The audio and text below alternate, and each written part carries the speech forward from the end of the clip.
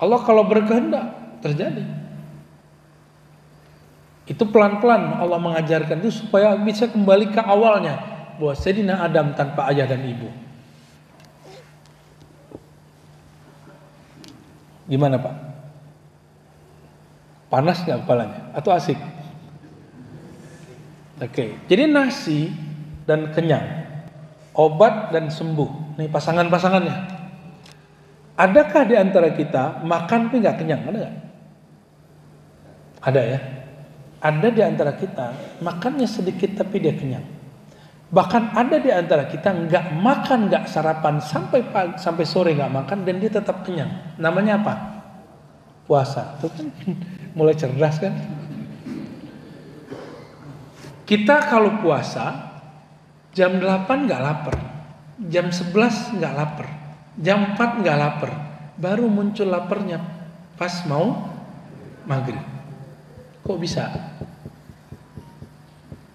Jadi sebenarnya lapar dengan makan itu berkait gak? Secara hukum alam ya, tapi dalam hukum kudrat iradat Allah itu dua hal yang terpisah, yang kemudian Allah matchingkan. Cuma karena sering orang melihat berulang, dia kira makan itu pasti kenyang, obat itu pasti sembuh. Padahal banyak yang berobat mati. Ya, bener nggak? Katanya vaksin biar nggak kena virus.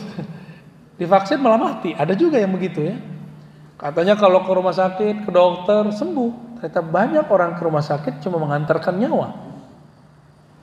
Ya. Mungkin sudah ada keluarganya yang gitu, juga ada yang praktek mungkin sebagai dokter, orang kesehatan, kerja di dunia kesehatan, itu terjadi. Ada teman kita bolak-balik masuk rumah sakitnya mati-mati Pak. Cuma minum kesedak mati di rumah.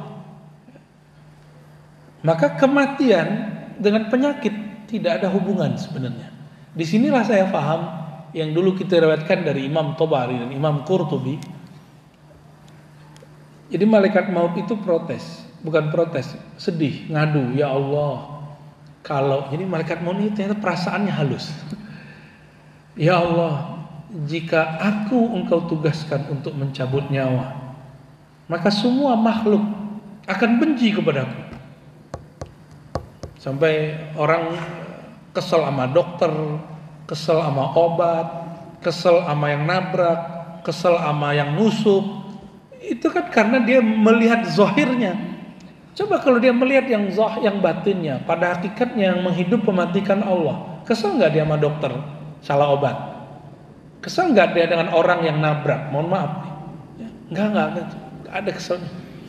Sidi Ahmad Al-Badawi, seorang wali kutub di zamannya, dia punya budak. Budaknya ini lagi khidmat. Lagi megang pisaunya nggak tahu kok tiba-tiba melayang, lepas dari tangannya, ketusuk kena bayinya, mati Pak. Minta ampun ini budaknya, tapi dia bilang, dah ini hari kemerdekaanmu, saya merdekakan kamu total. Bukan dimarahin, bukan dihardik. Setelah itu si budaknya malah menjadi wali. Sidi Ahmad Al-Badawi melihat tidak ada kaitannya ini dengan mauta. Allah ciptakan kematian, Allah ciptakan hayat. Semuanya untuk apa? Liyabluwakum ayyukum ahsanu amala. Allah mau lihat kamu dikasih hayat, dikasih keturunan, anak, kawan, saudara. Itu goyang nggak imannya? Merasa girang yang berlebihan atau stabil aja? Engkau diberikan kematian orang sekitarmu, apakah goyang? Itu liyabluwakum ayyukum ahsanu amala. Jadi kita belajar tadi hayat, kudrat, iradat, ini baru 3 sifat. Ya, saya gabung. Aslinya hayat satu pertemuan. Ini biar gampang, biar nyambung, kita gabung menjadi satu pertemuan. Hayat. Orang hidup, orang lahir tidak mesti dengan sebab adanya 2 orang tua, tapi dalam hukum alam mesti ada sebab orang tua. Oke? Tapi setelah ini jangan sampai berhenti makan obat ya, yang lagi konsumsi obat ya. Kita masih kena hukum alam. Nah, hukum alam ini disebut hukmul adi dalam bahasa Arabnya, hukum adat, hukum yang berulang-ulang. Kita sering sebut sunnatullah. Hukum ini, adat ini kadang-kadang Allah robek, disebut khariqul adah. Ketika api secara hukum adat yang berulang-ulang dia membakar, Allah putus, disebut khariqul adah. Jika terjadi pada Nabi disebut dengan mukjizat. Mukjizat itu artinya melemahkan musuh. Di saat Sayyidina Ibrahim dibakar nggak kebakar, yang lemah siapa? Namrud dan pengikutnya. Ketika Namrud mengganggu Nabi Ibrahim, nggak berhasil, pakai api unggun. Namrud cuma dimasukin nama lalat kecil, tapi banyak, dan digerogoti isi otaknya.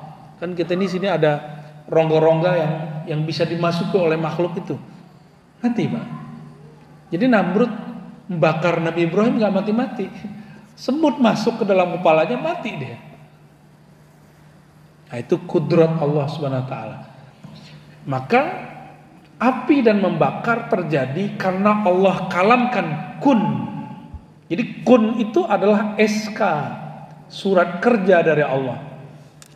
Nah, maka jangan sering-sering menyebut kun, ya, nanti jadi dukun. Dan suatu saat ada yang kita kunkan dengan lisan tapi Allah nggak ridho. Makanya ada orang dokter, ada dukun ngobatin nggak sembuh-sembuh. Itu suka-suka Allah dong, ya, suka-suka Allah yang punya kesembuhan. Obat plus sembuh ini hanya bisa berkait jika Allah katakan kun. Berarti ada orang minum obat gak sembuh, sembuh. Oke? Nah. Jadi setelah ini kita tetap kalau kena api, kalau ada api jangan sentuh-sentuh, Pak. Kenapa? Karena kunnya belum ada yang baru. Kunnya yang berlaku masih kun api membakar, masih itu, ya, kecuali nanti dikasih ilmunya. Ada Pak ilmunya, ilmu debus namanya. Ilmu debus ini sering dipakai oleh pengikut Sidi Ahmad Rifai, tarekat Rifaiyah. Itu yang ada di Aceh. Cuma di Aceh sekarang sisa kebanyakan tarinya, tari Rifaiyah namanya, Irfaiyah atau tari saman. Sama, Rifaiyah sama ini sama, bikin orang bisa debus. Ingin menunjukkan Bismillahilladzi la yadurru ma'asmihi syai'un fil ardi wala fis sama' wa samiul alim. Di Banten sebagian masih ada, cuma pecah dua, ada aliran zikir, ada aliran sihir. Dua-duanya berbahaya, ya, main api kok.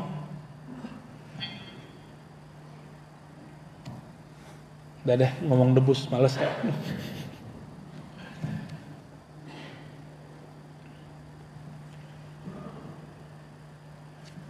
Maka ketika kita makan dan minum, supaya tidak terjebak kepada hukum adat sehingga kita disebut terhijab, terhalang kepada Allah, mulailah makan minum dengan bismillah. Nah, sebelum dihijab oleh makan, jadi makan kenyang. Seharusnya kan Allah memberikan kenyang. Dikasihlah penghalang antara kita dan Allah. Apa itu? Nasi. Lontong. Ini pagi ini apa, Bu? Bakso tuh kan. Bakso. Apa lagi? Uduk. Ini cuma asbab aja. Asbab yang menghalangi orang memandang bahwa yang berkuasa mengenyangkan itu adalah Allah. Yang berkehendak untuk kita makan minum itu Allah. Ada orang sudah makan tapi keluar lagi, berarti Allah nggak berkehendak dia makan. Ada kita udah niat, Pak, mau nyapa orang itu, nyalamin orang, tiba-tiba nggak bisa aja. Saya punya teman, seorang kiai, ustadz, dia sudah niat mau nyalamin muridnya si fulan ketika dia keluar kota, tapi Allah belokin aja terus ujian untuk muridnya. Ternyata si muridnya ngancam Allah, kalau si guru ini wali Allah, pasti saya bisa salaman sama dia. Tuh, ngeri gak tuh, Pak? Dia punya standar yang wali itu yang bisa salaman sama dia. Berarti yang salaman sama dia wali semua tuh. Ya, itu murid kurang ajar namanya. Itu ujian buat murid. Padahal si gurunya udah pengen nyalamin, tiba-tiba mau nyalamin, orang banyak geruduk nggak bisa salaman. Bagi dia itu bukan guru saya, bukan waliullah dia. Ini si murid buat standar, mungkin dia lebih tinggi dari gurunya, sehingga standarnya gurunya jadi wali kalau salaman sama dia. Kalau dia wali nih pasti dia tahu nama saya. Kalau dia wali nih pasti dia tunjuk saya. Itu ngancam-ngancam Allah namanya. Ya. Jadi kita buat standar sendiri. Nah, dan banyaklah murid yang kurang ajar begitu sekarang ya, ngancam-ngancam Allah.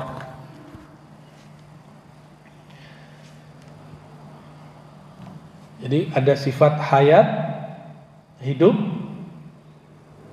sifat kudrat, sifat iradah. Pernah lihat ada orang dia kaget tapi nggak jantungan? Pernah lihat? Ya, kita punya kenalan di Bandung itu ada satu lembaga besar Al-Maksum. Orangnya soleh. Ketika dia kaget senang didatangin oleh orang yang dia suka, lalu dia bahagia luar biasa, gagal jantung. Apa istilahnya? Apa heart attack ya? Serangan jantung. Apa namanya? Ya, serangan jantung. Meninggal di pelukan orang yang dia senang itu. Biasanya kita kalau mau bikin orang panjang umurnya kita bikin seneng. Ini dibikin seneng malah Allah ambil. Itu suka-suka Allah. Karena hayat itu milik Allah, bukan milik kita. Hayat itu bahkan bukan milik orang tua.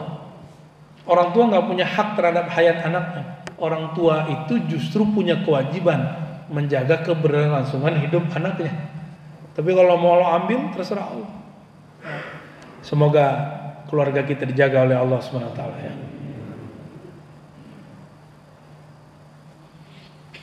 Nah itu hayat, kudrat, iradah. Maka jika ada seorang hamba dia makan lalu dia kenyang, di dalam bab hakikat yang ada di kolbu, coba dicoret nasinya, dicoret baksonya, dicoret obatnya, dicoret. Nah, yang dilihat Allahnya. Bismillah, baru makan. Maka nanti yang terjadi apa? Setiap kali makan muncullah rasa syukur. Nah, inilah asbab permanen orang bisa menjadi abdan syakura, hamba yang bersyukur. Kalau tidak bisa ngelewatin proses ini, maka dia tidak akan selama-lamanya dapat bersyukur. Jadi kalau makan, dia membayangkan apa? Bahwa makan ini sebab yang Allah ciptakan supaya saya langgeng hidup secara hukum alam. Seandainya asbab ini Allah ganti, mungkin. Dulu di zaman pejuang-pejuang lagi banyak berjuang di mana saja, termasuk di negeri ini, mursyid-mursyid tarekat mentalkinkan nama Allahus Samad kepada muridnya. Jadi mereka bisa masuk hutan 3 hari 3 malam nggak makan tapi masih kuat jalan. Itu bacaannya bang, Allahus Samad. Nanti menjelang akhir zaman ini akan terjadi lagi pak.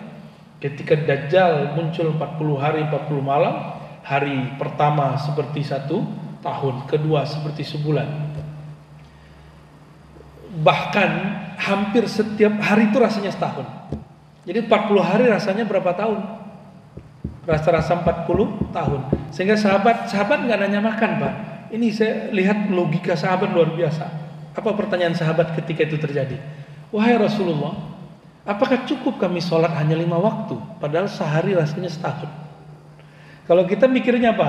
Wahai Rasulullah, saya makan apa? Maka hari ini banyak harokah-harokah pergerakan Islam untuk menghadapi akhir zaman yang disiapin emas.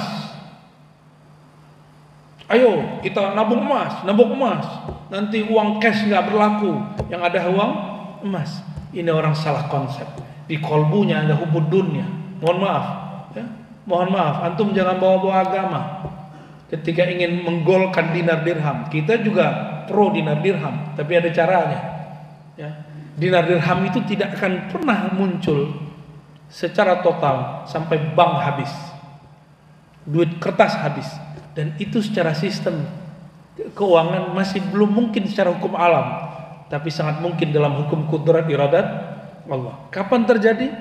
Wallahu alam. Kita tunggu aja, sabar. Jangan kemudian tawarkan sesuatu itu sebelum saatnya. Kita belum kenyang, belum lapar nih, ditawarin makan, kita makan nggak? Nah, umat itu belum siap ditawarin dengan emas, apalagi dinar, dirham, belum masanya. Sehingga pasti akan ada aja halangannya. Berhadapan sama BI lah, berhadapan dengan ini. Apalagi ini bukan hukum usuluddin, dia hanya furu' bab muamalat. Jangan terlalu keras dalam masalah duit. Ya, jangan terlalu keras dalam masalah uang kertas. Itu produk muamalat. Produk muamalat akan berkembang. Ya, kecuali antum masih mau pakai hukum barter. Ya, silakan. Baik.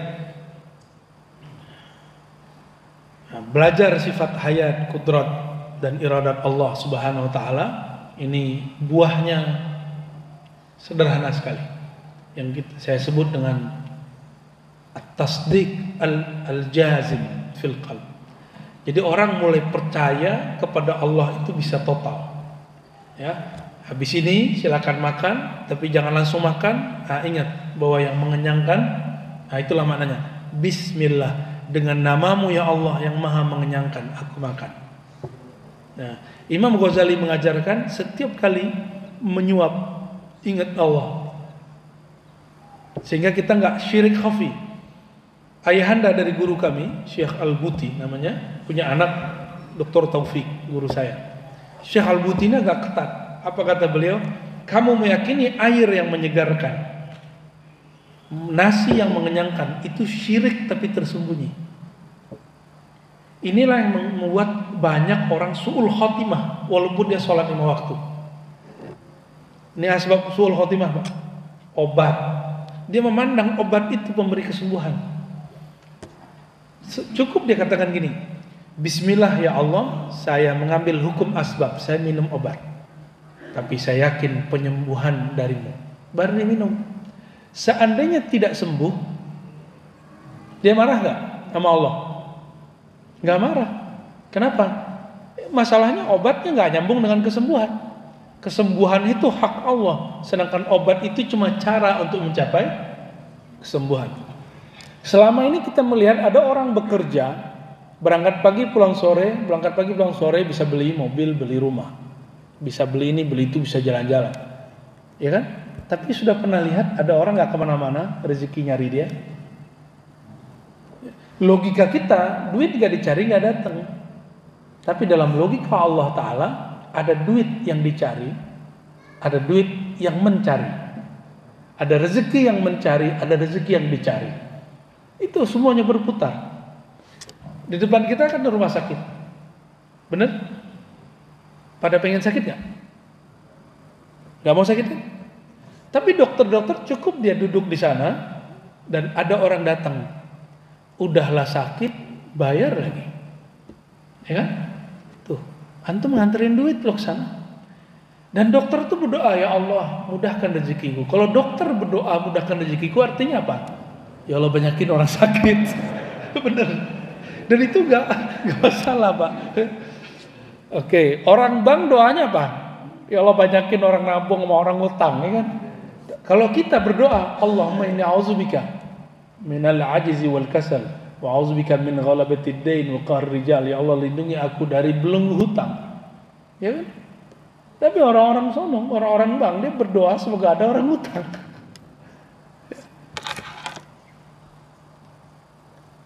Gimana Pak? Nyambung gak? Mulai nyambung ya? Udah punya mobil, udah punya motor, lewat di jalan, kok ada mobil bagus ya? Akhirnya kita ngelihat dealer-dealer datang nganterin duit. Anterin duit ke mereka, segala macam. Itu duit yang dihantarkan. Mereka cuma nunggu. Nah ini mohon maaf, ini kadang-kadang ada diskusi hebat saya dengan seorang pebisnis, belum pebisnis hebat juga sih, biasa. Cuma dia belum mengerti cara kerja Allah. Apa kata dia? Kita kalau nggak berusaha iklan, gimana mau datang rezeki kan? Saya udah ketemu orang nggak pernah ngiklan, dia paling kaya hari ini di salah satu wilayah di Jakarta Selatan. Untuk satu wilayah itu. Ya kita tanya, nggak jualan online? Nggak pakai apa? Kalau apa? GoFood, go gitu nggak ada deh. Nggak ada deh, online nggak ada. Terus gimana caranya? Oh ada caranya. Saya online to God. Jadi semua karyawannya ada 40-an orang itu diwajibkan sholat duha. Nggak ada yang begitu. Itu cara aja. Yang penting dia buka toko, dia nunggu, lalu dia enakkan makanannya sehingga ketika orang datang sekali pengen datang lagi. Ini cara-cara dia aja. Ya. Dia 3 tahun langsung bisa beli toko gede. Orang di depannya, mohon maaf, penjual kaki lima udah 20 tahun masih begitu aja. Apa yang terjadi? Allah menghantarkan rezeki kepadanya. Dia cuma buka toko, setelah itu separuh jalan Allah yang atur.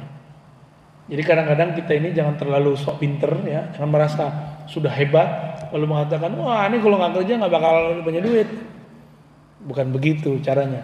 Allah jika tidak berikan kudrat iradat kepadaku untuk bekerja, nggak akan punya duit, gitu harusnya.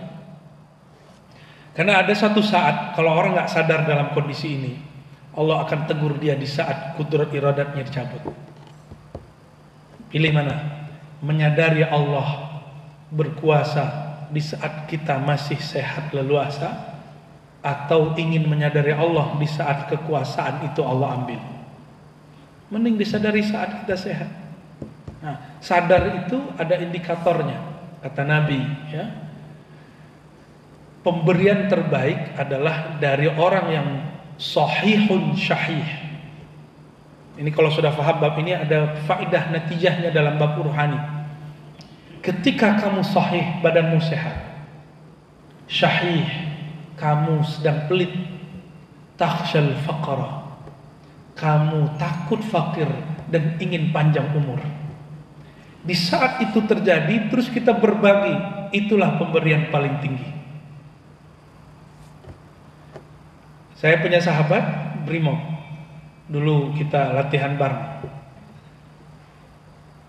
Kalau polisi di akhir bulan seret juga ya. Polisi akhir bulan seret juga kan, polisi nggak sakti juga semua kan, nggak semuanya bisa menggandakan duit seperti Sambo ya. Itu kawan saya ini betul-betul kita lihat hidupnya sederhana, masya Allah. Masih banyak polisi-polisi baik.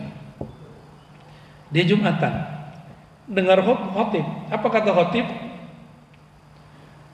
Allah berjanji satu kebaikan hasanah yudha'if, akan dilipat gandakanlah Allah menjadi asyri amsalihah, bi asyri amsalihah, menjadi 10 kali lipat. Ini si Brimob, dia buka dompetnya, lihat hanya ada 20.000 untuk makan siang setelah Jumatan. Tapi yang ngomong nih khotib, baca ayat. Apa kata hatinya? Saya percaya itu ayat Allah. Lewat apa tadi namanya tuh? Kotak amal. Langsung dia keluarin. Bismillahirrahmanirrahim. Padahal hatinya deg-degan. Dia lagi cinta itu sama duit. Saya mau makan, syahih. Dia takut miskin, takhshal faqr.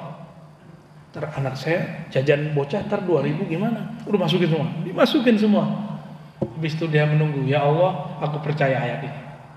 Akhir bulan masih ada 5 hari lagi lah kira-kira mau bulan baru. Apa yang terjadi? Dia keluar selesai Jumatan, mulai panik, ya, mulai panik, ya Allah gimana? Katanya, kata khotib sih ayatnya ada, duit udah nggak ada. Untung masih ada lauk pagi tadi, maka dia pulang makan ke rumah, dia makan lauk tadi pagi. Tiba-tiba sorenya menjelang maghrib ada yang nelfon dari Pondok Indah, Mas bisa jaga saya, rumah saya malam ini aja. Kebetulan dia nggak ada tugas di kantornya, langsung berangkat. Pulang-pulang, Mas, makasih ya, salam tempel. Ngasihnya berapa tadi? 20. Pas buka di rumah 700.000. Itu 10 tahun lalu. Gede nggak tuh? 20 dapatnya 700. Itu berapa kali lipat? Hitungan sendiri ya. Kalau 10 kali lipat kan 200. Itu rumus standar. Setiap satu kebaikan 10. Mau ikhlas nggak ikhlas sama. Tapi kalau ada bab keyakinan di dalamnya, Allah kasih semacam reward. Nah, reward inilah yang disebut pahala. Bahasa Arabnya thawab. Thawab itu reward. Allah beri penghargaan. Jadi reward ini bukanlah balasan sebenarnya. Reward itu adalah penghargaan dari Allah karena kita mempercayainya. Cuma orang awam salah konsep. Karena seringnya, ayo sedekah rezeki banyak. Bukan begitu. Sedekah itu kita sedekah karena yang memberi rezeki perintahkan kita bersedekah. Karena antara sedekah dan 10 pahala. Nah, ini kan yang terjadi pada sahabat kita Ustadz Yusuf Mansur ya, semoga Allah jaga beliau ya. Ini jamaahnya salah paham, nggak tahu apa dia yang salah paham, saya nggak ngerti. Saya yakin dia nggak salah paham. Mungkin ada kesalahpahaman dari muridnya. Ya, semoga ada kesalahan dan mau memperbaiki. Memberi sekali Allah lipat gandakan 10, 700 dan unlimited, kan begitu rumusannya. Tolong dibedakan. 10, 700 dan unlimited itu disebut dengan benefit atau bahasa Arabnya fawaid. Faidah. Faidah itu bukanlah sesuatu yang dituju. Maksud bahasa Arab atau maqasid. Yang menjadi maksud siapa? Apa tujuan kita memberi? Disebut ta'abbudi. Coba dihafalkan. Kenapa kita sholat Pak tadi? Ta'abbudi. Itu sebabnya sholat subuh kita lagi seger cuma 2 rakaat. Sholat zuhur kita capek 4 rakaat. Disebut ta'abbudi. Apa arti ta'abbudi? Kepatuhan hamba kepada Allah. Jadi saya sholat subuh tadi, saya seger. Seharusnya kita tambah aja 3 rakaat, kan begitu. Zuhur kita pindahin tuh 1 rakaatnya ke subuh, kan begitu seharusnya. Tapi nggak begitu logika beragama. Beragama itu ada namanya ta'abbudi. Ini yang mahal. Kepatuhan hamba kepada Allah. Maka saya berbagi bukan karena ingin dapat 10, 700 dan limit itu, tapi karena saya patuh kepada Allah. Dan saya cinta Rasulullah, beliau suka berbagi. Sederhananya gitu. Jadi seandainya Bapak Ibu berbagi, lalu Allah belum kasih gantinya, gak usah ditunggu-tunggu, biarin aja. Doa dan takdir, doa dan kejadian-kejadian, itu juga sama. Nah kalau orang gak paham, dia akan ngomong, saya sudah doa kok gak dikasih-kasih Allah juga. Nah itu karena dia maksa Allah. Sejak kapan Allah jadi budak kita? Sejak kapan Allah bisa disuruh-suruh? Ya Allah, saya pengen rezeki hari ini. Bisa nggak gitu? Anak kita aja belum tentu begitu. Kamu pulang ya hari ini? Oh sorry Pak, saya begitu anak kita. Itu anak kita loh, nggak bisa disuruh-suruh. Apalagi Allah. Jadi jangan kemudian salah adab dalam berdoa. Kebanyakan kita salah adab berdoa, ngatur-ngatur Allah.